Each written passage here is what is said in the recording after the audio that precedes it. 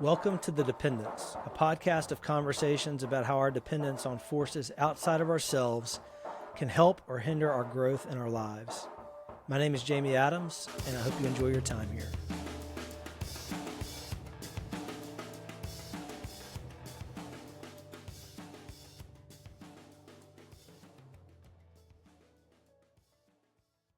Guys, good having you in the house. What's up? How about this setup, huh? This is unbelievable. A beautiful thing. Yeah. I don't mean to brag because I can't brag because I didn't have anything to do with any of this stuff. But I got tired of doing podcasts just virtually all the time because it's just not the same than sitting like in the same room and having a conversation with people. So we have some like amazing guys at our company at Scorpion that do this stuff for a living, and I asked them, "Hey, what would it take to do this to set something up in my house?" So that's how we're here, and it's amazing, isn't it? They just did an incredible job. Like, Well, I know who to hire if we ever. Yeah. people walk in their house and they're like, "What the hell is going on with the video cameras and the couch over here?" And I'm like, "It's not what it looks like." I know. It's not that kind of setup. Yeah, but I've actually gotten more use out of this room since I did this than I had like having lived in the house previous. I just always walk through this room, so finally getting some use.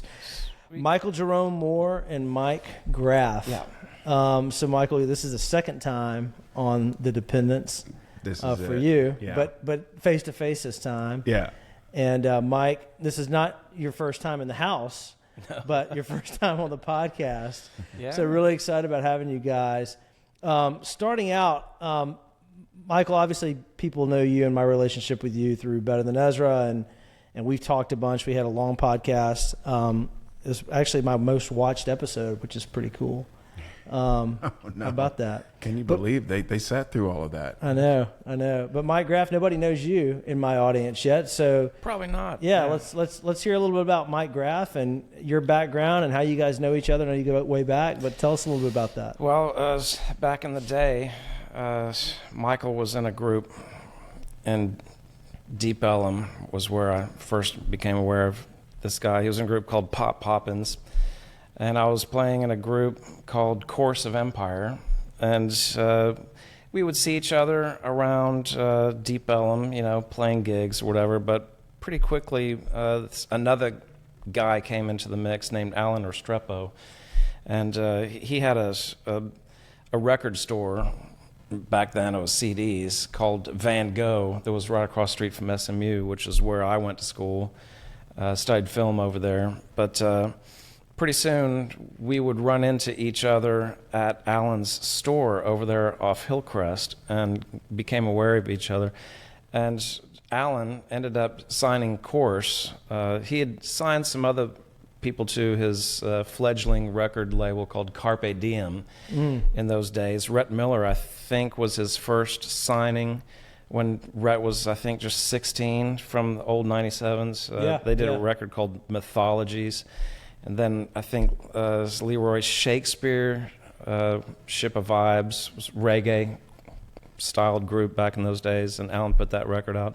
And then he signed the mighty Course of Empire, and we did the first, we called it the Carpe Diem record, which was the first record that we had. Yeah. And in those days, it was all CDs. Right. But then he signed Pop Poppins. And so our proximity to each other continued. And we were kind of like sister bands, brother bands. Yeah. And I so would we'd definitely run into put, like, if Billy you and- listen to the music, I would probably put Course as the brother and Pop Poppins as the sister, just in terms of like the aggressiveness of the music, right? Yeah. I mean, you guys obviously I feel think free to that's disagree. pretty accurate. All right, so you guys are label mates then all of a sudden. Yeah, and so Pop Poppins made several records with David Castell, who also did the Course record. And eventually, as things evolved, after our first record came out and we toured on that, we were working on the second record, which was called Initiation. And at that point, there was just four of us in Course. Chad decided that he wanted to do the drums himself on that record, but somehow we were able to get Michael to join our group, and he's played with a lot of other bands. Toadies, you could probably take over the story from there. Well, I'll just say this real quick because, he's giving you the history of, our connection and how we crossed paths. And those places he mentioned definitely made it so that we were in each other's company all the time. And we were crossing each other's paths on a regular basis, like most of the bands were in Deep Ellum at the time. But he's not telling you, like, if the question is, who is Mike Graff? Yeah. I was hoping he was going to bring it back. Oh, I'm sorry. I can tell you who Mike Graff is. Mike Graff is many things. But he's a fantastic artist. He's a wonderful guitar player. He's super melodic. He's a storyteller with the instrument. He's inspirational. He's dynamic. And I've been lucky enough to play with some phenomenal guitar players. Yeah. And with a lot of them, you hear terms like iconic, you hear terms like legend. But it's the guitar players I played with leading up to all of those guys, that the ones that they don't know about, and Mike is one of them. Yeah. You had Bill Hittry, you had William P. Love from Pop Poppins, who's my first introduction to an extremely rhythmical and melodical guitar player who was influenced by some of the greatest bands of the 20th century. And you could hear all those things, and you could always hear the love coming out of the instrument. And it was palpable, and people responded to that. If you ever saw Mike Graff live, you were stimulated. Maybe sexually, I don't know. Well, maybe, I don't. I wasn't for what it's neither worth. here nor there. Yeah. Neither here nor there. I'm sure there are others out there that were. You were way too young. We're getting off script here, but the point was it was such a powerful band, and this is me speaking as a fan of the band before, Chad ever came to the show and asked if I'd be interested in joining. I was a fan of the band, and I've probably shared this in our last discussion that, hearing it on the radio, their single at the time was called Coming of the Century, and it was being played on the radio. And I remember driving from Fort Worth to Dallas and hearing that thing come on the radio, and it was just like jaw dropping. You never heard anything like it. And I can't even imagine what. And later I would get to know, obviously, being in company, and I would sit there and it's like, these are the guys that created that, because they would talk, conceptualize, and really consider what it was they were doing. Yeah. And the sound was just, I don't know, I have no other word except for powerful. Yeah. And I thought to myself, if this is what we have to compete with, referring to Pop Poppins, we got a lot of work to do. Yeah, it makes sense. And that was it. So that, to me, he's also a father, he's a brother, he's a businessman. That's right. And but he's also a great friend and an extremely important musical collaborator. You're making him red, by the way. He's getting really like. Will you stop it? So, Mike, what were some of your influences growing up? Like, where did you get your style from? What inspired you to pick up the guitar in the first place? Well, my dad was the entry point, because he had a surf group that rehearsed at our house when I was a kid. My earliest memories were crawling around 70s shag carpeting with some dudes with guitar amps and drums and those coiled spiral cords going into an Echoplex, which was a fascinating machine. We all know what an echo is, but this was a thing that had a tape on it that would spin around, and you could walk up to the microphone and say, hello, hello. That was so fascinating. And the echo continued to be my, I guess, main tool. The delay on the guitar is a thing that has continued to fascinate me, and extends into the music that we do now. It's rhythmical, and of course, growing up in the 80s, you had Andy Summers, Edge. Those guys really used the delay Right. in an amazing way. And so everything that has come into my brain figures into what comes out. But the surf connection as a kid, listening to my dad's No, so Ventures is records. the surf, is that like Beach Boys type music? Is that what that means? I'm not familiar with that. Yeah, so Beach Boys is surf culture, 60s surf culture for sure. Endless Dream, American Dream. But definitely the guitar bands, the instrumental bands of those days, the Ventures, certainly, and the Hank Marvin, and now I'm going to blank out Hank Marvin's group, the Shadows. They were like the English component to the Ventures, but instrumental music was a thing back in those days. You had a lot of hits where it was either like we have a version of Santo and Johnny's Sleepwalk now on this re-release that we've got. That was one of the first records that my dad played and taught me learning how to play guitar. Another one was Rumble by Link Wray. There were many instrumental hits back in the early to mid 60s. Music without vocals was a thing, and people had hits with it. And so I think with our new project, which isn't that new, it took off. It started when Course of Empire split up, but the notion like, hey, maybe we can make music without vocals and make it fly is an idea that harkens back to that era. But that's what we've been trying to do when we've had time, when he's not on tour with other people. Right. Well, speaking of, because that's how I think that was my first interaction with you as a musician, was through the project you just mentioned, which is called Halls of the Machine. Right. And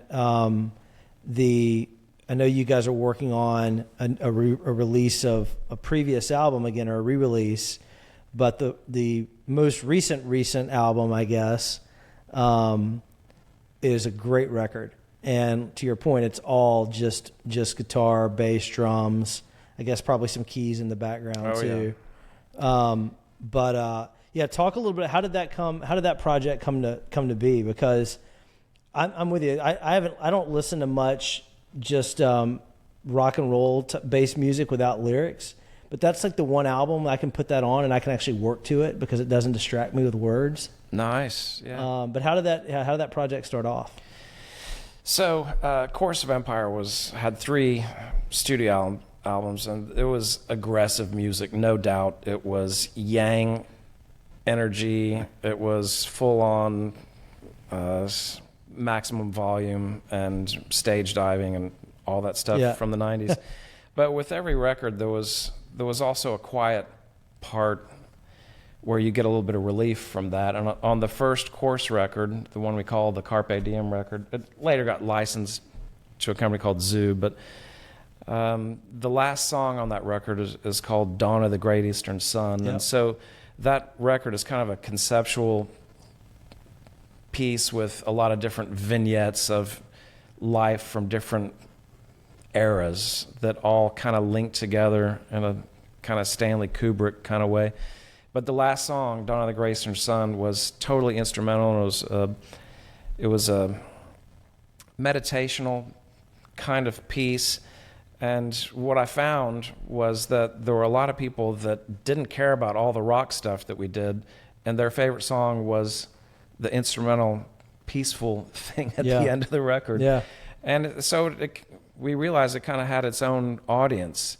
And when Course split up, we didn't have a singer to work with. And so we thought, why don't we go the complete opposite end of where we've been with rock music in the 90s and make an extremely minimal record that's more on like a classical kind of stylistic tip. And it really was Dawn of the Great Eastern Sun that inspired Halls of the Machine, because it was about negative space and minimalism and a meditational kind of introspective journey, and that's why it makes sense for us to talk about the two vinyl releases, the reissues that are coming out. They're both in production at Hand Drawn Press right now and are going to be ready soon.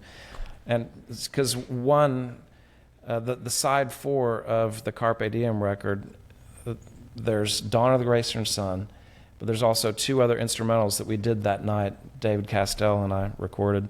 So the last side is purely kind of meditational.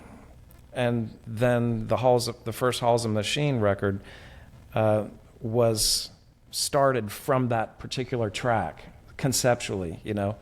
And so now we have the first Halls record called Atmospheres for Lovers and Sleepers in production at the same time. So they're linked together, these two records, kind of the story of when Course ended and then he and I took off and started doing something that's the complete opposite is how we started on this journey, you know.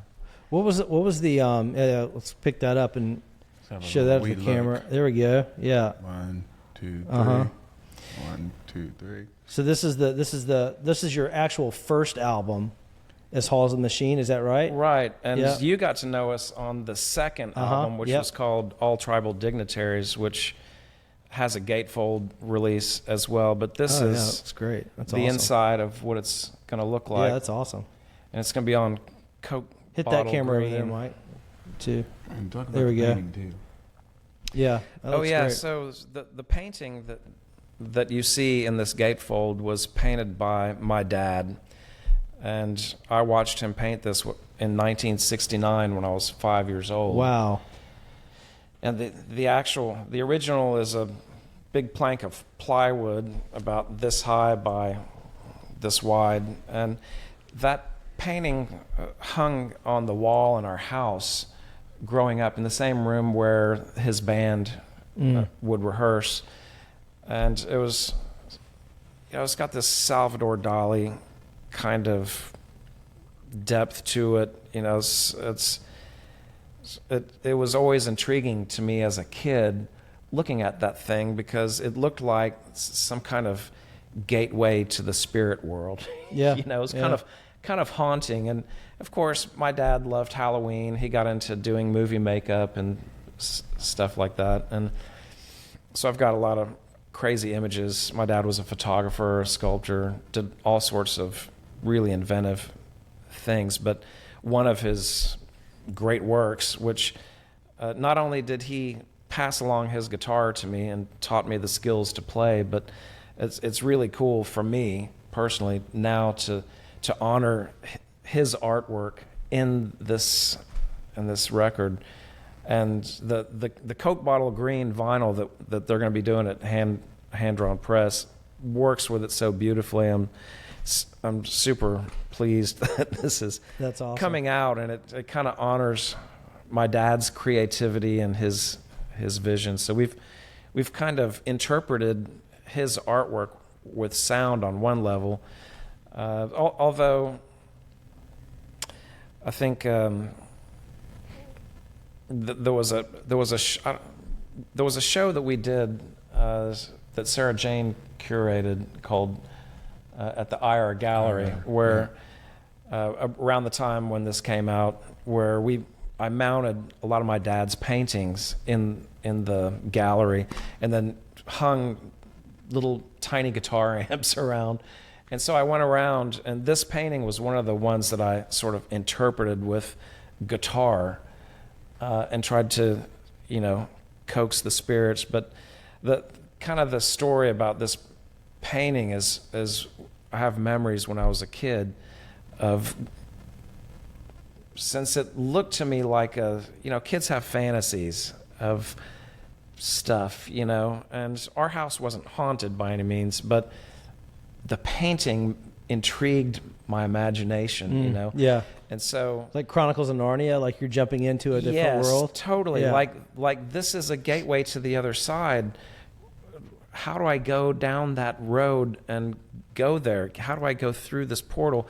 So I remember as a kid, like lifting the painting away from the wall to see if there was what was Something on the there. other. Yeah. And I had this kind of fantasy that it was like a gateway through which spirits might enter our living room, And so I remember looking on behind the painting to see if there was like any evidence of spirits having come through the sheetrock. But this is, a kid who's Your mom and dad are 5 like, "What to is that 10 guy years doing?" old. So it's Figure it out. so the fact that we've been able to. When this came out originally, it was on a CD that's where the artwork's this big, and you can fold it out to this big, but it doesn't have the magnitude that a nice gatefold. Right. So it really honors that artwork. So What do you think? Going back to the music side, what do you think the connection between you guys is specifically? You go from in a very unique band in Course of Empire together. One thing we hadn't talked about yet, but is that band had 2 drummers. So Michael was the second drummer in that band. But then that band ends, and I don't know the specifics as to why, but sometimes bands end and it's just like, well, F you and F you too, and we're never going to talk again. Why do you guys, you guys have been like friends and collaborators for such a long time. What do you think the connection is professionally, musically, creatively that kind of drives that? I think we just both weren't ready to stop. We weren't ready to stop creating.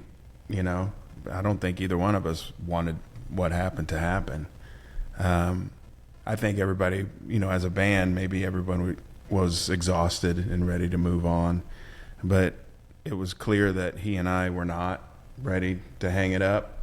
And so when we had an opportunity to start discussing what we might both do with this pending future, Yeah. The conversation quickly just moved to like, well, I got a lot of songs, I got a lot of ideas that, based on what he was discussing about in Dawn of the Great Eastern Sun, like why don't we make a whole record like that, And I think at the time, especially based on the fan base that Course had, and the intensity of those shows, Yeah. it was pretty audacious to put a record like this together and then go try to perform it live to those same fans, those willing to come out, and to see a standing room only, a room full of of friends and fans who were Course fans standing for the entirety of that record was pretty interesting. But they did, and Yeah. it was pretty. We had a pretty strong response at the time. I remember when you guys did the release show for all tribal dignitaries down in Deep Ellum, and you set up. Well, I can't remember which bar it was at, which club it was at.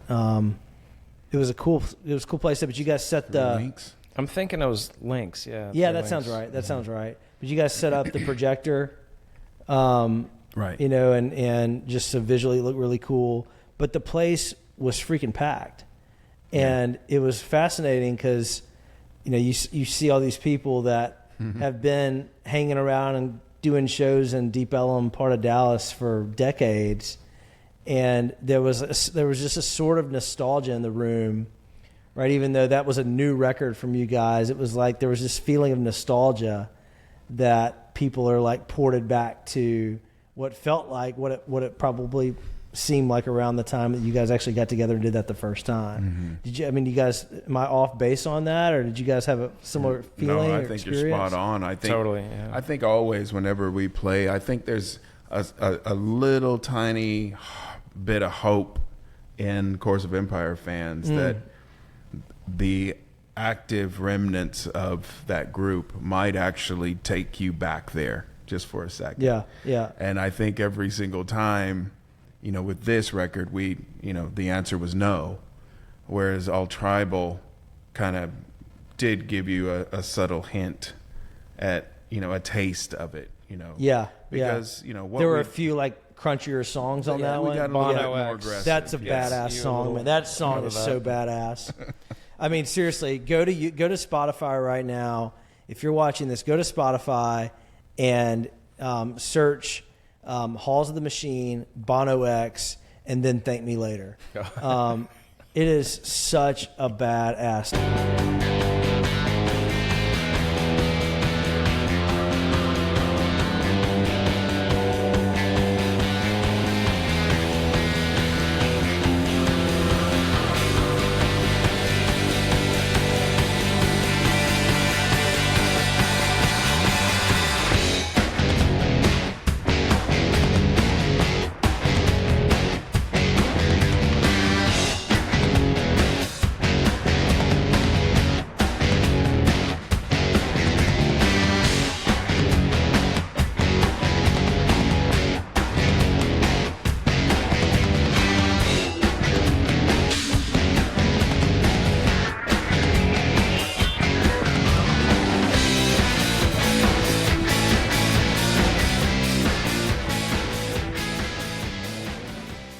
Song. So let's stay on that one for a second. I know I didn't mean to interrupt you. We'll come back to the show, but tell me about the writing of that and the production of that. Like, how did that come together? Bono X. I don't know. How did that come together? I think you had riff. There were also a lot of riffs and playoff riffs that Mike had that were never realized with Course of Empire. So, yeah, there remain a lot of epic, triumphant riffs in the catalog that are unused, and it's all there waiting to be exploited and utilized. And I think we'll definitely, we had, there was so much material, but once we started with this, we were kind of bound into like trying to pursue a thematical, stylistic sound, one that people could rely on coming back to if they wanted to, if they wanted that tranquility or calm or space ambience, whatever. They knew they could come back and land on that consistently. And we pushed those boundaries with All Tribal. But then ultimately, we felt like after that record, Halls found its theme. Yeah. But because of all these riffs, I was going back and revisiting all these riffs and thought, man, I'm not ready to give up on all these. These aren't throwaway at all. Perhaps we need to develop them, perhaps not. Maybe they can just exist on their own merit, where we just were all in a room once upon a time jamming them out as they were. Yeah. With our friend Zach Busby on bass at the time. Maybe they're done. Maybe they're instrumental pieces that speak on their own. And so I put them all in a folder called Riff Rock Radio. Yeah, Zach Busby actually played bass guitar on Bono X, and he came up with the opening riff on bass. Okay. Which is really inventive work. Mm-hmm. Zach's an amazing creative person. But we did do a session, a rock session with Zach, where we documented all these riffs that might have been Course songs, and that's all sitting in a folder. We should do something with it. It's been mastered. Yeah. But we have to come up with the time frame to put that out. And not confuse what Halls of the Machine is. And I think that's what opened up all this discussion for Halls of the Machine production, so that we could put out whatever we wanted and it didn't confuse fans and people who appreciate Halls of Machine music with what it is Halls does. Yeah, yeah. But not to dismiss all these other, if you want to go into this realm and this world and you liked more of the Bono X stuff, this is for you. What's interesting about, Bono X and then all the other music that you guys do with Halls is that there's a lot, it's just every song is very dynamic within the song, right? There's tempo changes, there's timing changes, there's like feel changes, like something can go from feeling very kind of tranquil and melodic to, whoa, where did that come out of nowhere and slap me in the face? So being that you live in LA and you live in Little Rock, how do you guys find time to work on complex music like that, like together? Because I would imagine you can't do it all in the same room. You got to do it remotely in some capacity, but like, what's that process like for you guys? It's a challenge, no doubt. But Do you do some of it in the same room though? Like, do you guys find time to get together and do some things and just go back and try to work it out remotely? In the beginning, we definitely, that's the whole thing. Mike and I get into a room and we project as many ideas. We put as many ideas down as possible without interference, like mistakes and everything, and just get it down. Yeah. And then the surgery, their kind of meticulous attention starts. That process starts. But there's always a point where it's like, okay, we can't, it's the development of this goes no further unless I'm flying to Little Rock or Mike's flying to Los Angeles. Yeah, got it. And sometimes I may just put a basic, I may do it to a drum machine and just give a basic sketch of the arrangement, and then I'll send it to him and we'll turn off the drum machine, and then it'll have a 4 count, Yeah. and then he'll start recording. When we can get into the same space, then at that point he's building up all the drum tracks for that particular piece of music, and that's how we work a lot as well. Yeah. But Halls of the Atmospheres record, Halls, the first one that we did, Michael and I went in and recorded the guitar and drums, and then Van Eric Martin came in on the backside, and he wasn't originally involved, but he sort of sculpted atmospheres around the drums and guitar with piano and keys, and he kind of fleshed it out to a great degree. Then it really took shape, and the piano has become something that is important to Halls as our brand motif. I think we'll continue to have piano mixed in as much as we can. Does Eric play the piano on those records as well, typically? He was all over, of course, the original, the first record, and then all over All Tribal. Yeah. On our newest works that we're hoping to release sometime soon, next year, early part of next year, is a guy named Ben Alleman. Oh, yeah. New He played Orleans. with you in Ezra Played a with couple Better days. Than Ezra. Yeah. Did some jazz fests with us. You'll usually see him with us at you probably saw him at House of Blues, New Orleans, and so on. But he's just phenomenal keyboard player. He just recently got off tour with Social D. Oh, yeah. And he's been out with Ben was out with Social Distortion. I was thinking the same thing. How was that? I don't even know the guy. I don't think Mike together? knew this. I hear you, and it's. I said the same thing, but I knew it. And that's why I was like, I knew when he came to Los Angeles. I'm like, he's sought after. We won't have much time. We got to do this now. And because sure enough, I mean, he had just come off a tour with Grace Potter back in the day. He was constantly working and being asked to go on tour. So I'm like, we got a short window, and at the same time working on his own records, solo records, and his own jazz works and trio works, and releasing his own records as we speak. And so he's on our newest project and our newest works that we've recently just decided to call. Working title is Blue Sparkle Nights. All right. Which we'll is see if fitting. that sticks, when you hear the material and when you It's better than catch the one folder of the that he songs. created for the music. What would you call it a few minutes ago? Riff Rock Radio. Riff Rock Radio. Dare I say it again? So going back to even look a little further. So you were in Pop Poppins, Right. And you were in Halls of the Machine. I'm interested because when I listen to Pop Poppins, it sounds like very REM to me. At least a handful of the songs sound very REM. Halls, Course of Empire just sounds nothing like REM. It's like much more aggressive rock.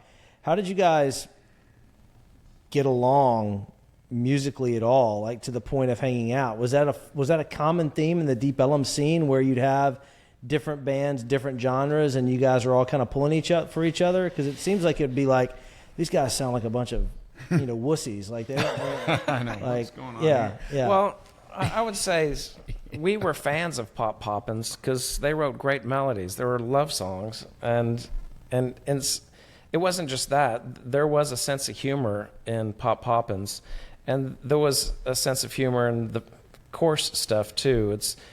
It seems very serious on the face of it, but there's some absurdity and ridiculousness in it that's buried in there, and certainly during the shows there was plenty of ridiculousness. But I think we shared an appreciation for both sides of the psyche, because Pop was romantic, and they had all the girls, and Course was heavy, and we had all the dudes with combat boots doing stage dives.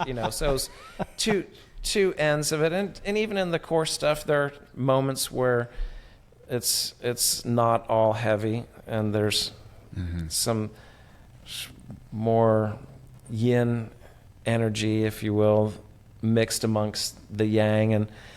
And Pop, we just had a mutual appreciation for each other. And so when it came around time for... That's a Carpe Diem album, yeah? This is the Carpe Diem Course of Empire record, which was Mike and I's history and influence for Halls and the Machine. But this was the original band. Oh, okay. Sorry to interrupt. Yeah, no. Yeah. No, so the original 5-piece lineup had Anthony Headley on drums with Chad Lovell.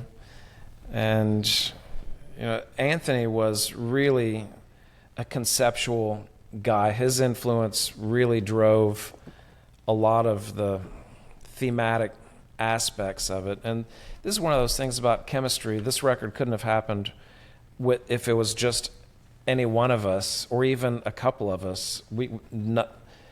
Vaughn wrote 90% of the lyrics, if not more, and he was just kind of a mystic loner in a way.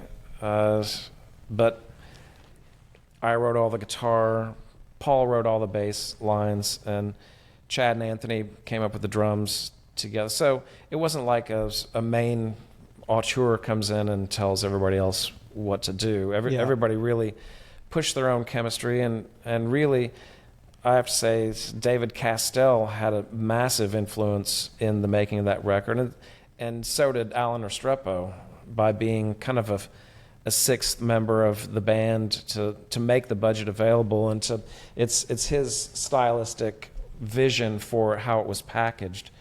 And so we really took a lot of care to put this together and make sure that it honored the original CD. Yeah. And was this the album that you I don't mean to get you in trouble, but I think statute of limitations probably passed, but is this the album that you like snuck into a studio at SMU in the middle of the night and recorded? Well, that was how the band. He's being like really sly. He's like, we can't talk about that. That's how our initial rehearsals started. I see. Okay. Yeah, in the middle of the night in the film studio, in the TV studio at SMU, and so we did record. The first thing that we record. Well, we did several recordings with David Castell, but the first thing that we recorded that was on a record was a tune called God's Jig.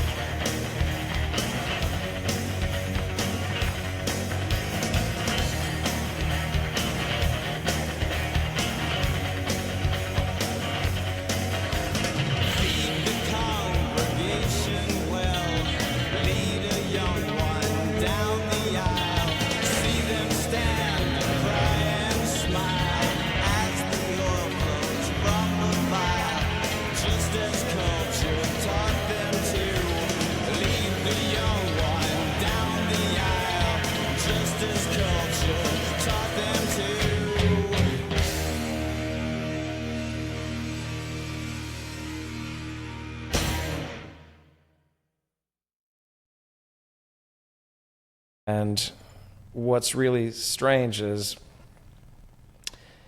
Chad quit the band the day before we were scheduled to go in and record that. And that was recorded at SMU as well. Okay. Illegally. Yeah, no one knows. Damned kids. I'm just trying to get SMU's attention here. Yeah. It was stealthful. But that tune, God's Jig, Chad had quit the band the day before, and so Castell called up another drummer that he knew to fill in. His name's David Aberzees, who people probably know from Pearl Jam. So during that summer, Aberzees, not only did he nail Chad's part on God's Jig, but he continued to play with us live throughout that summer. And then later on, there was a Halloween show that we did, and Chad showed up and saw Dave playing all his parts and got jealous and wanted back in the band, pulled me aside and said, "Hey, man, I don't know if Dave's really right for the band. I think I need to come back in and blah, blah, blah." And so we gave Chad his space back, but, we let Dave off the hook. And then the next week he got a call to go work with Pearl Jam. So I think it worked out just fine. Yeah. Things worked out just fine for Dave. Well, for a while. For a while it did. Yeah. Yeah. But no, obviously, he wasn't on. No, he didn't record the first Pearl Jam album though. That was Dave Cruisin'. Cruisin', that's right. And then Matt Chamberlain played for a bit too there, yeah? That's right. He was in there for a moment. He's in that Alive video. Oh, wow. I didn't realize that. And that's Matt in that video. And then, Matt was doing everything at the time. He'd been recorded the Wallflowers hit album. Yeah. And quickly met Tori Amos, and they was out with that band for 3 albums. And, his list goes on and on. Yeah. G.E. Smith, Saturday Night Live, right, so on and so forth. So Chad comes back, and then had you guys already recorded the Carpe Diem album by that point, or were you guys still just working on songs that became? No, we hadn't recorded the Carpe Diem record. We had done a session in the SMU TV studio other than God's Jig. That was a separate session, but we did one where we just documented all the tunes that we had at that time, and Chad was on that recording, and then that became a record that I released just a couple of years ago on Chad's behalf called Fields of Discipline, and Michael's got a copy of that here. Okay, got it. But this recording was done before we did God's Jig, so this was Chad's first recording with the band. I went to you guys did you did an album release party here in town with Club Dada. That was awesome. This has We Got the Beat on it, which was a big thing for Chorus during the early days because we would put drums the out Go-Go's in the cover, audience. Yeah. So this record's a little more post-punk than we kind of morphed towards a metallic edge later on by the time Telepathic Last Words came out. But this is a little more on the early post-punk feel, and that's on some trans green vinyl, which I'm pretty happy with. Nice. With that. To answer your question earlier about we kind of teetered on the support and like the kind of incestuous vibe. Everybody kind of supported each other in Deep Ellum, but there was a healthy competition. Everybody's looking at the other band. Yeah. Everybody's like, what are they doing? And you had these really yang, as he says, testosterone-driven bands. Heavy. Dallas has really been known for its heavy bands. Right. Fort Worth was definitely known more for its country music and a very different scene, but we had an indie scene over there that was pretty heavy, and lots of bands internationally found out that they could go to Fort Worth as well. Starting with the Toadies, The Toadies was a band I was kind of moonlighting with at the same time as Pop Poppins and Course of Empire would come later. Well, while Course of Empire was pretty much wowing the DFW area. And but we were all looking at one another, but there was this appreciation. I think it probably was. It worked well because we were all so different. You know, nobody was in really each other's lane. Right. You know. Yeah, I could see that. You know, you were like, the competition was just fine because we were looking at who you drew, how many people were in your, you know, at the venue after you played. We were looking at all those things and how much energy you were stirring, but it was entirely different than what you were doing. So that wasn't, but you knew when you were seeing a good band or not. So what made you leave the glory of the women within Pop Poppins for the combat boot stage diving guys in Course of Empire? Like, what was it couldn't have been that. I mean, it couldn't have been, I'm going to trade girls from combat boots and stage diving. So what was it that inspired you to go run in that direction and instead of, you know, staying in a band like Pop Poppins? I know that was a tough call. But, you know. Hey, Mike said it. Graff said it. I'm just asking the question. It's true. These guys had the girls. Well, Bruce, that's funny because we just didn't see it like that. I guess. Well, you know, maybe he did. He had all the girls. You're just the drummer, man. I was just playing drums. You know, again, I think it was just balance for me that I was always after. You know, Pop at the time, we were always, you know, fighting about something or just not on the same page about certain stuff. And there were certain things happening in it that made me feel like this isn't where I want to be because I can't tell. I want to play drums and there's more drama in this situation than just playing drums. And it's one of the reasons why I jumped on board with the Toadies, because that was a band that clearly wanted to play. Yeah. And they were all business, you know, and just plug in and go and play. They wanted to rock. But ultimately, I went back to the band I started with because they were my brothers and I loved them and I loved the music. I loved in writing for us. And I say that word because we were a collective unit, whereas Toadies weren't necessarily like that. Yeah. And ultimately went back to Pop Poppins because when they did decide to focus a little bit more, you know, I was back with the band I'd started with and was creating with, and it was always easy for us to write. It was always easy for us to make music. And I don't think we ever got hung up on whether or not something was cool or not. Yeah, yeah. And that was refreshing. Yeah, yeah. So, yeah, I mean, I listen back to some of the songs now. I go, man, that is the goofiest shit. But I also remember the happiness and the joy that it brought people every week. Yeah. You know, we were really lucky back then to play I was in 3 bands that played original music, making a living off of it solely for a decade. Yeah. I just don't know if those Not days many people get to do that. Yeah. will ever come back. Yeah. But like Mike was saying earlier, all of that stuff, when Chad came and wanted to talk to me, I was playing with these freaks with Pop Poppins. You just haven't aged, man. Look at you. And I don't know who that black guy is with hair. But some kind of imposter. How old were you in this? When these were taken, I think these shots came around when we did a self-titled Pop Poppins, and that was the time that Mike's referring to with Dave Castell. We were all this kind of family using the same Carpe Diem. Dave Castell producing everybody's records, and Dave Castell had just got finished recording this record. Oh wow!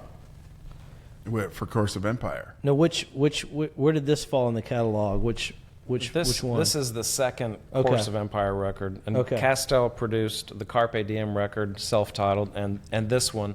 By this point, we were signed to a label called Zoo, and out of Los Angeles, and we were under BMG Records. Got it. Label mates with the likes of Tool and a bunch of other bands, but Tool eventually got on MTV and suddenly became the prime focus for that label.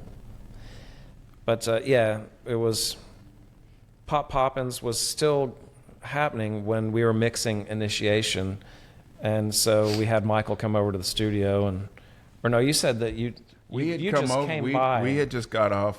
Pop Poppins had just gotten off a tour. I think it was like 92, 1 or 2. I'm thinking 93 because this came out January of '94. Initiation came out January of '94. So, right, but we had that meeting. They asked me in '93.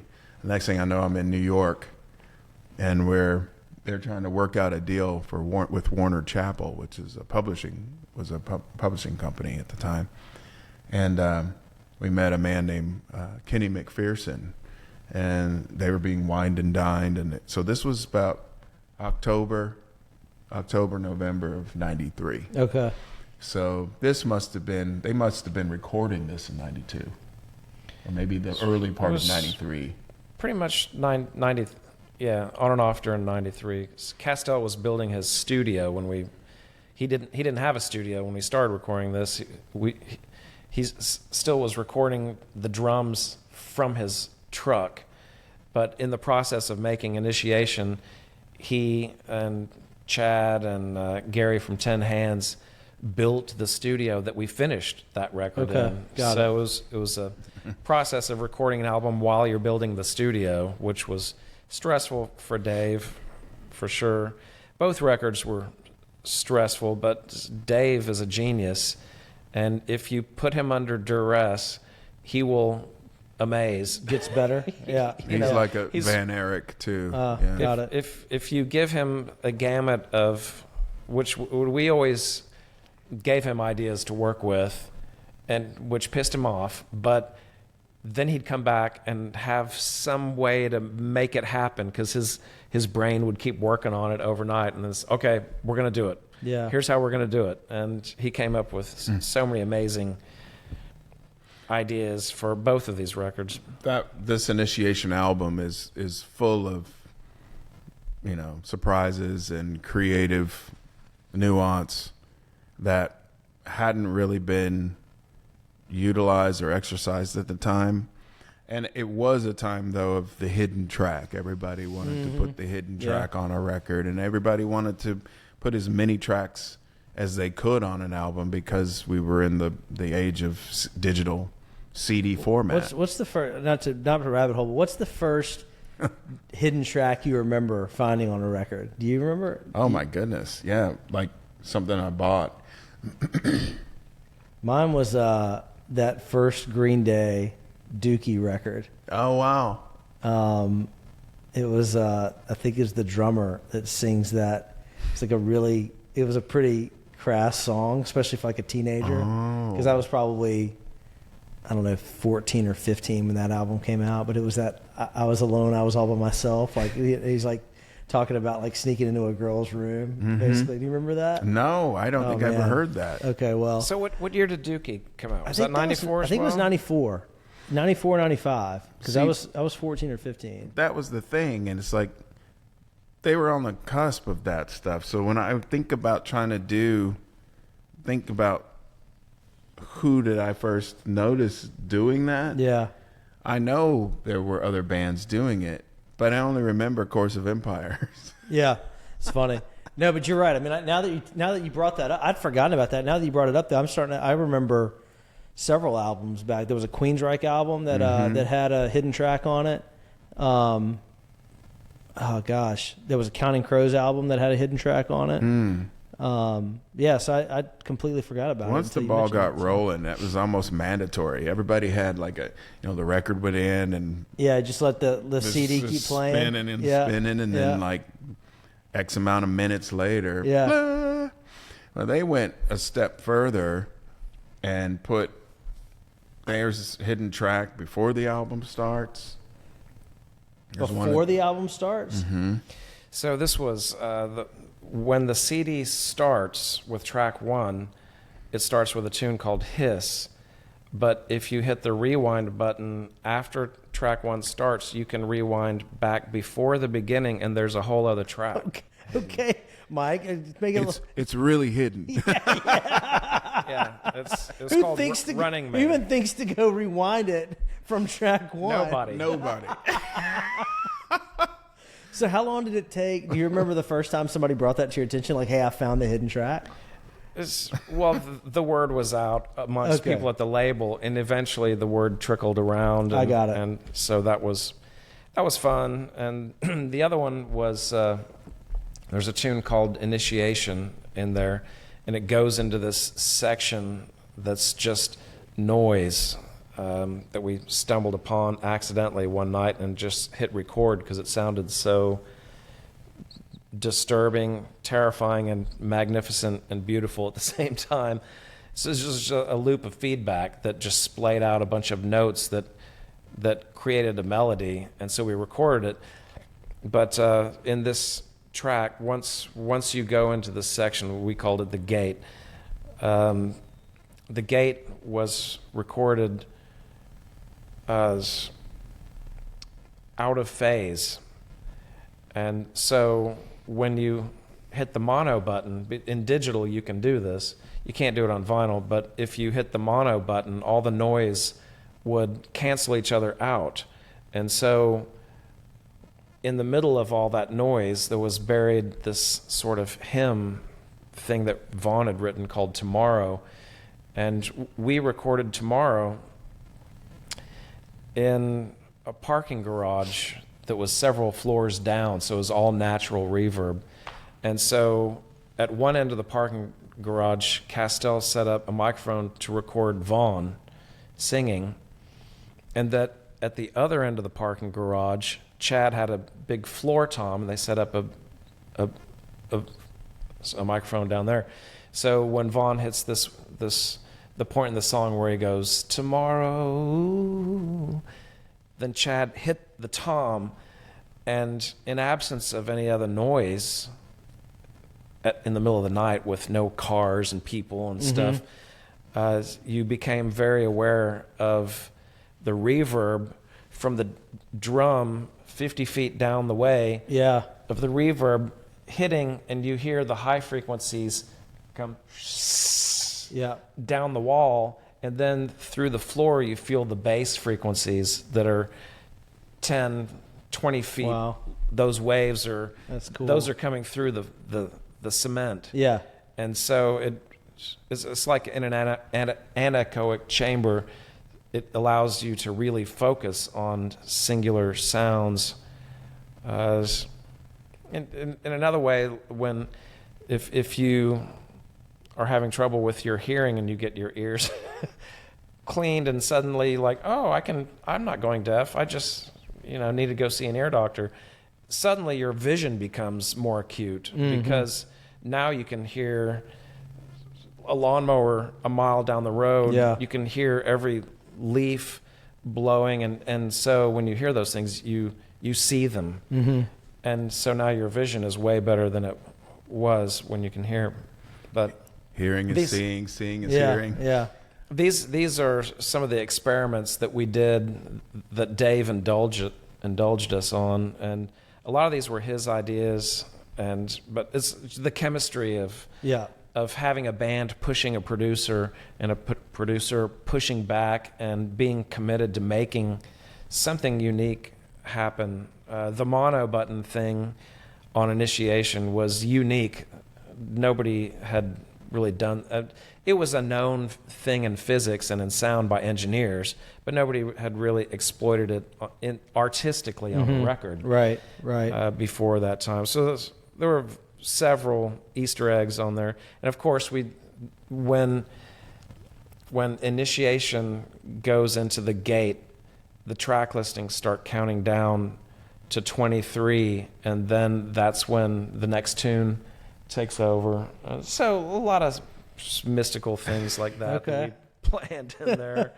Yeah, people can dig deeper into that number go later. rabbit hole that. That was a Chad level. But it went on and on. Just you imagine, and I would hear years later, and maybe perhaps now people may investigate this more diligently now. But years later, you would hear people say, "I've never heard the gate," or "I never heard the noise."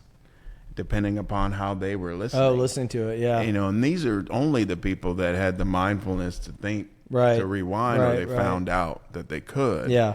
And then some would say, what? What do you mean there's, you know, they never thought to push the button. Yeah. Or if they had that option. Yeah. They wouldn't think, you know, so it was hidden on hidden on hidden. Yeah. Yeah. And then the more traditional one into the record play. Yeah. And then, so it was super fun, and working with Castell, knowing that he was doing all those incredible things, and then he was your go-to guy, you know, and you knew you were going to have a great sounding record.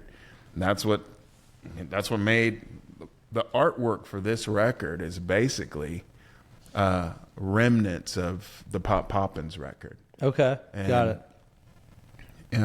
Pop Poppins, the name of that record in the window is Suey Dod Dod, which of course is Pop Poppins. Pop Yeah. Poppins.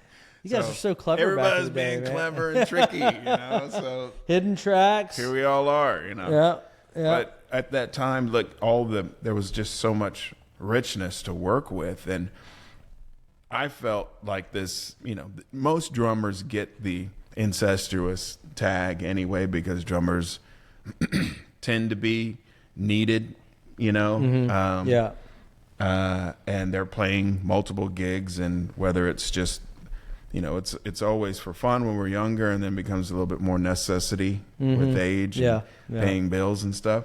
So I ended up in all those situations, and what a joy to just end up to be able to look back and say, yeah, I was a part of that. I was a part of that. Yeah. Part of that, and that we're still going. Yeah. Yeah. You know, so What was it like being like same record label as Tool? Did you guys interact with those guys at all? Did you tour with them? We played a gig with them early on at, I believe it was a club called Black and Blue that was owned by Sylvester Stallone, we were told. Okay. In LA? It was just, yeah. I don't know if that's true, but that's what we were told. But at the time, I probably shouldn't be alleging things that we don't know are true. But that's hey, give It's something okay. to Google. You prefaced it with, now. this is what we were told. yeah. And you know, we did a gig with them, and so we went on first, opened up for them. Somewhere I've got a poster of that gig. I think it was like, with the poster, you got 50% off the entry, and it was like $5 to get in to see Tool and Course of Empire play together. I wish we had a chance to get to know those guys better, but we would run into them at label parties or whatever, and it'd be very brief encounters. But yeah, once they showed up on 120 Minutes, and that went into high-end rotation, those claymation looking videos. Yeah. Pretty much it was all about Tool. Yeah. And Changed the game. Was it Sober that came out first? Was that the Sure. song? Was that the single? Was that the song? Was that the one with the video? They did one so of many. them. Yeah, they did so many in that theme. But I'm trying to think about what would have been the first kind of MTV hit. It feels like that may have been it. But there was one called Prison Sex. okay, Yeah. I remember that. I remember And that song. Sober, definitely. I think that was the hit. That was the one with the video. I yeah, think. yeah, And that model, you know, a friend of ours in Los Angeles who was a music manager, started working for a company called Underground, which was handled producers, photographers, artists that would do the videos at that time and would manage some of these artists. And the model board for that video that really essentially broke Tool was sitting right behind the front door of the entrance of their their offices. Later, those offices became the headquarters for the Suicide Girls in Los Angeles. Wow. But as you opened the door, you'd hit this briefcase because there wasn't enough room to kind of clear the door, and it would hit this not briefcase, but file cabinet. Yeah. And on the top of this file cabinet was this little model of the claymation figures collecting dust. Wow. Just sitting there. And they were like, yeah, that's the model from the... But that was and it's about as wide as a board, 12 by 13 by 13. From vinyl. Yeah. That was it. That's fascinating. Incredible work, and just like, but when that happened, ourselves, Love Swing, Matthew Sweet, Green Jello, Love Jones. Love Jones. Matthew Sweet's still touring some. He was actually supposed to play at the Kessler. A month or two ago, and it got canceled. I heard he maybe had some health issues or something. That's what it was. Yeah. But yeah, I had that on my calendar to go check out because I like a lot of his stuff. But he's super talented, and he was BMG's. He was Zoo's number one at the time.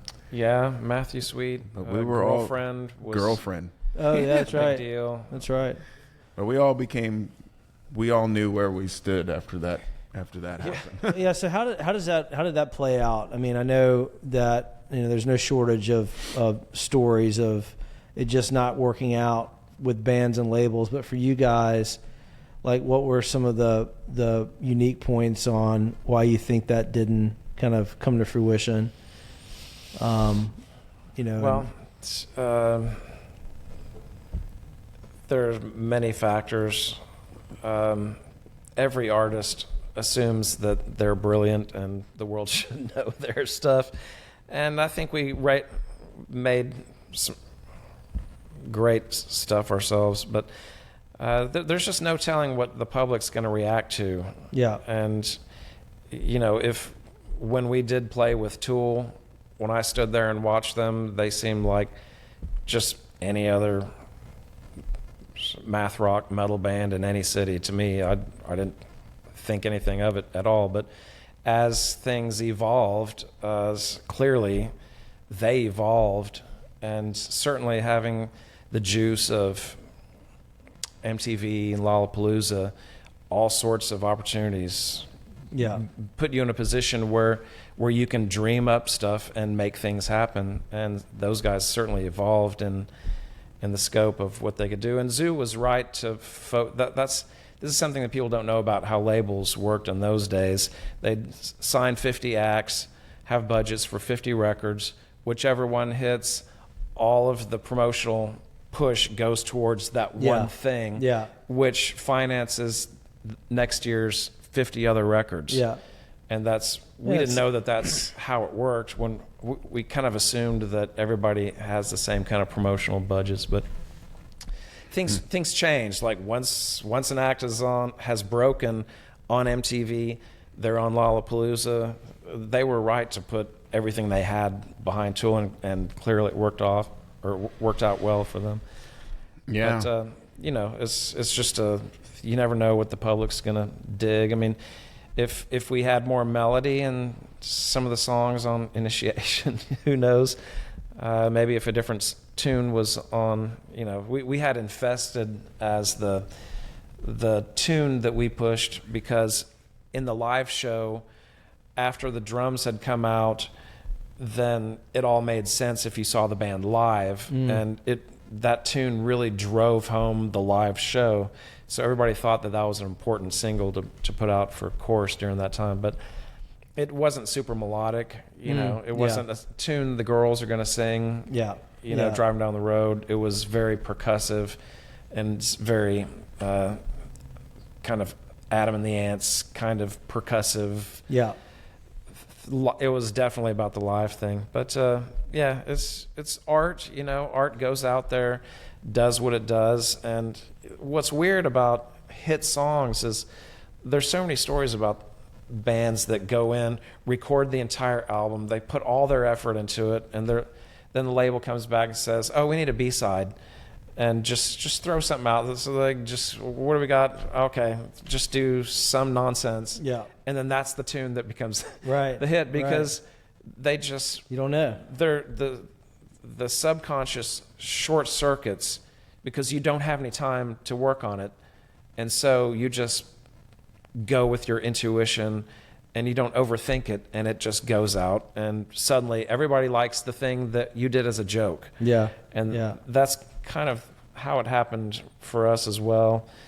As the next record, Telepathic Last Words, we had a tune called Captain Control that they wanted to put out. That tune was just a joke for us, and they wanted to make that the single.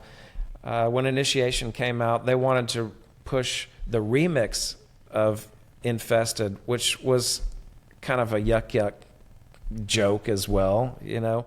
They wanted to push that before the actual song, and we thought you should push the original song and then push the remix, and then everybody gets the remix after they've heard the original song. But they wanted to do it in the opposite order, and we had these Benny Goodman horn samples that were in there, which it was a lot of fun. It was an incredibly innovative remix due to David Castell's genius. It was one of the first mashups between Benny Goodman, Sing Sing Sing, and a industrial group, tribal industrial thing coming together. It was really innovative, but we thought that they should have. We actually had discussions with the people at Zoo about, no, you need to put out Infested first and then push the remix. Then everybody gets it. Yeah. But you don't always have the opportunity to do it the way you think it should be done as the artist. And a lot of the promotional aspect of records happen, those decisions get made in rooms that you don't have access to. And if they have a budget for promotion, you might not know that it exists as an artist. You're just not included in these kind of decisions. So you don't have a whole lot of control over your own career. All you can do is go out there and play shows and give it your all to your audience and try to build your audience playing live. But that's the way it was in those days, and when the record industry still ruled and a lot of money was being made, a lot of money was being spent.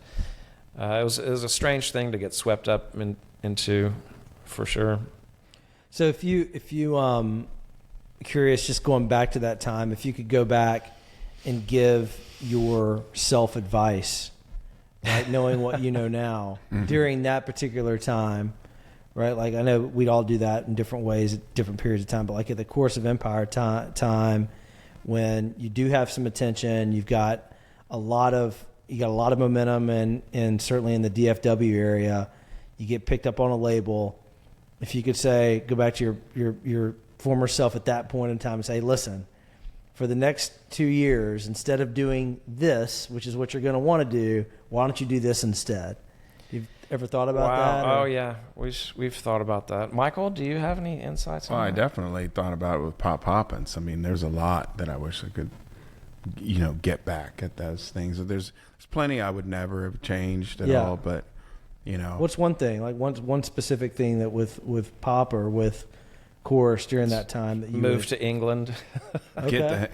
I've gone, tried to do something extraordinarily ambitious, and I had no idea what that meant. I just knew that what we were doing wasn't, that the United States wasn't where we needed to be at that time. Got it. And it proved to be the sound that we were influenced by was that late 80s Manchester sound. Yeah. That we were closer to, but we were an American version of it, Yeah. We were influenced by everything from, William P. was influenced by Todd Rundgren. The Beatles are clearly there. David Bowie's there, There's all sorts of, Bono's there, So I thought, we need to be in the UK. We need to be in Britain. Did you actually have that thought back then? Oh, I've said it. I was trying to get the guy. I said it. They, and of course that didn't make any sense. They were older and had, significant others. Yeah. And, Mark and I were, 17-year-old kids, fresh out of high school. Right. And I think Mark was willing to roll whichever way his big brother wanted him to go. Yeah. And I mean, it's why he was in the band and why he learned how to play bass, not having a clue as to how to do that, and became a masterful bass player. He was that guy, Renaissance man. Now he's a culinary chef, and has been for a while. He's also third-degree black belt. Oh, I didn't realize that. Yeah. I knew the chef part. That part I can. He's got that. That You part can you can vouch for I that. can vouch for that. Yeah. You know, those are the things I'd be like, could we have a 2-year commitment over in the UK to see what could happen? Okay. And that would be with Pop. With Course, it would have just been to not give up. You know, let's give this another 2 years. We're just now finding, you know, can you hang on for 2 more years? Got it. You know, with all the label stuff and how all that stuff, that I don't have any, that goes the way it goes. You know, I could say some things off record later about all that stuff, and running into, you know, Danny Carey, drummer for Tool, and his choice words for things like that. That's all nothing. The bottom line is, you know, artists and musicians and people in the arts realizing that if it continues to bring them joy and happiness, they need to keep going. Yeah. And not quit. And we're reminded of that every day. It's what made, you know, our second album. It's what we saw tonight. A friend of ours, Tim DeLauder, with Tripping Daisy and Polyphonic Spree, and his mind since the day we've met, which was, God, 30 plus years ago now, you know, has never changed. He's still that innovative, youthful minded, ambitious thinker that doesn't allow the limitations of all the things that keep you from making things happen.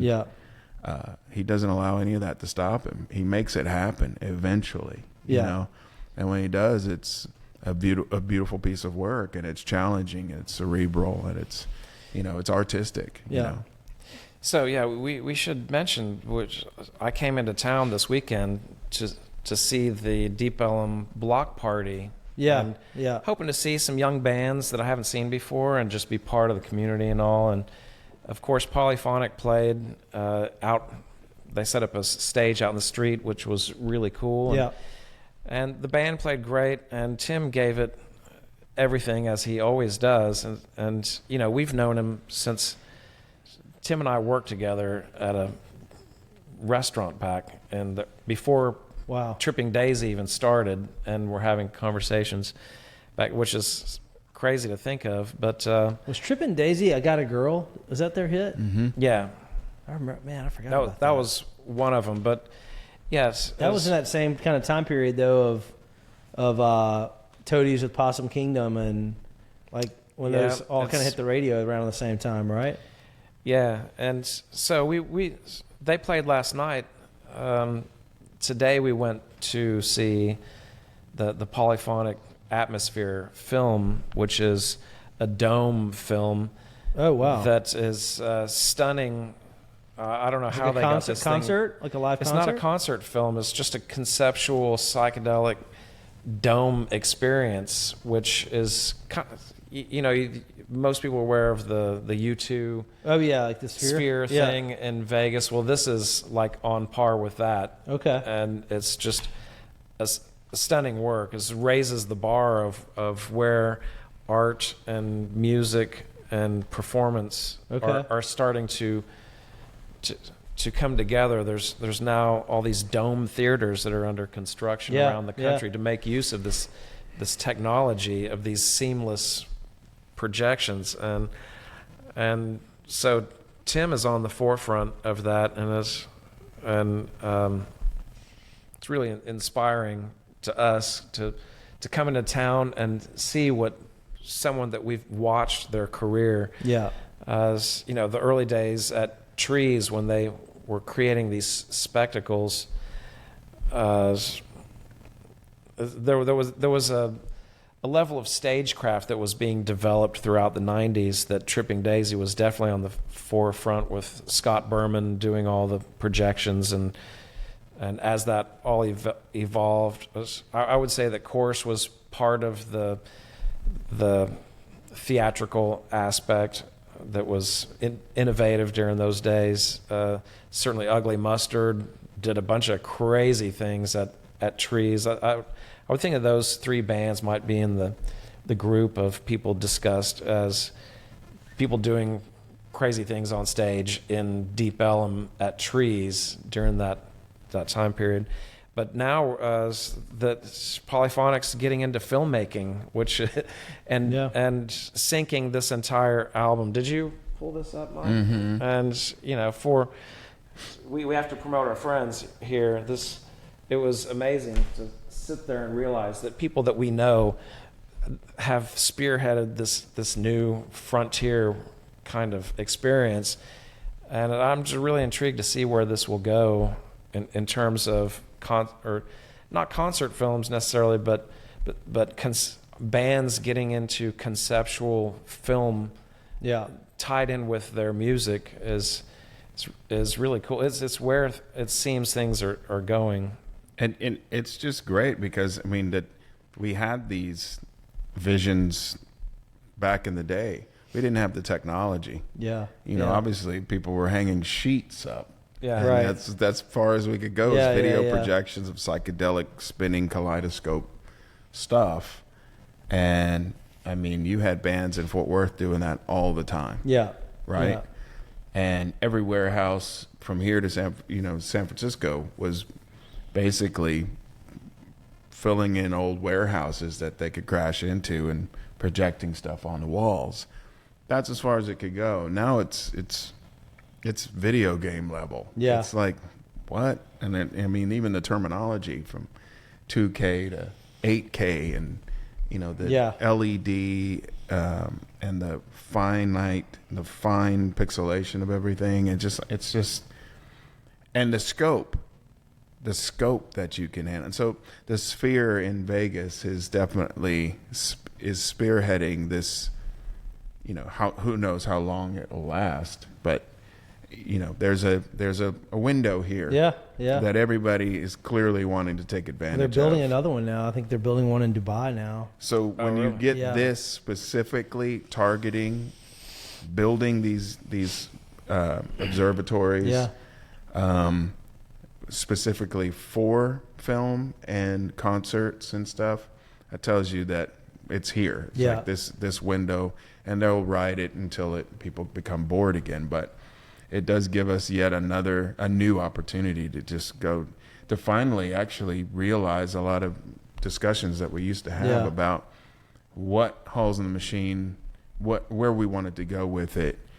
Pink Floyd obviously, was super known in the 80s and 70s and 80s because, we were all watching The Wall and the light displays, and you'd go downtown and everybody would just the new laser company would come out and you'd just knock yourself out just listening to The Wall while these lasers went nuts. So you were either doing that or going, Top Gun was in the background at a party or something like that, and those two things were the two popular things everybody was doing then. But you're like, okay, look at that, how that was such a leap in technology, was the light show that went along with the concert. Right. And now you get to realize we were only talking about what that would look like if we could do it. And back then it was out of the question. Who would have a budget to do something like that?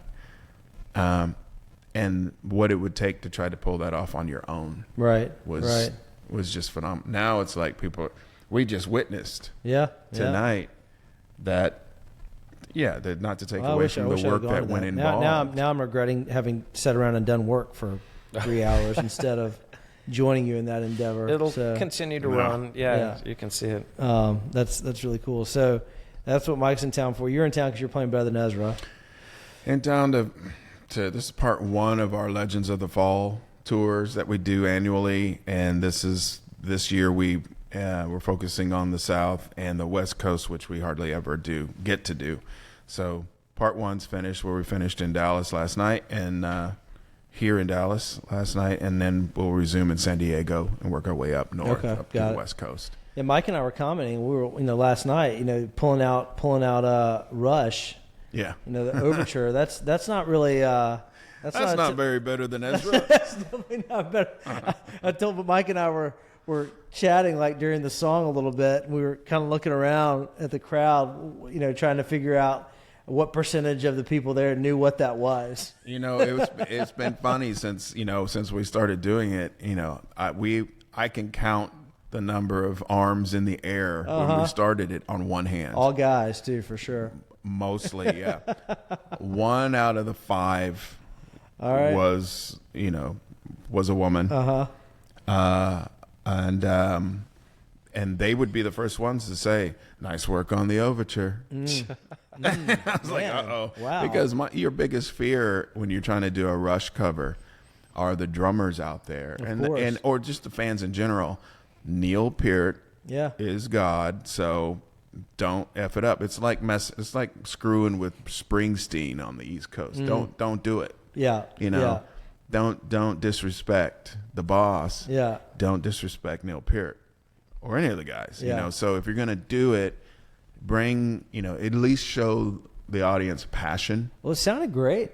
And we pulled it off even on the first night when we clearly didn't know what we were doing. Well, it was fascinating. It sounded good. We thought even Mike and I were joking. We were like, thought it was going to be a spoof where you'd play, a little bit, the first 15 or 20 seconds, and then ha ha. No, we went there, but that's the inspiration, the youthful mind of Kevin Griffin, and it's constantly trying to keep it inspiring and fun. And I think it's the reason why that band is as a original member band that has existed for over 30 years. Yeah, you guys have a new record out this year, a really good one too. I thought it was Super great. Magic. And I thought it was a great record. It's pretty cool, and there's all sorts of reunions coming up, or anniversaries rather. We're coming on 30 years for Deluxe. Is it really? Yeah. Oh man, that's right. Because was it 94, 95? I think it was 95. If it was 95, it had to have been early 95 because I didn't have my driver's license yet when that came out. I think it was because the same thing was happening here in DFW. A lot of bands were breaking in 95. Okay. So between 94, we were out on tour 94 for Initiation. Okay. Throughout the country. And then by 95, I think Tripping Daisy had a hit. Yeah. I think the Nixons came shortly after that. Yeah, that's right. With Sister. Were they a Dallas band?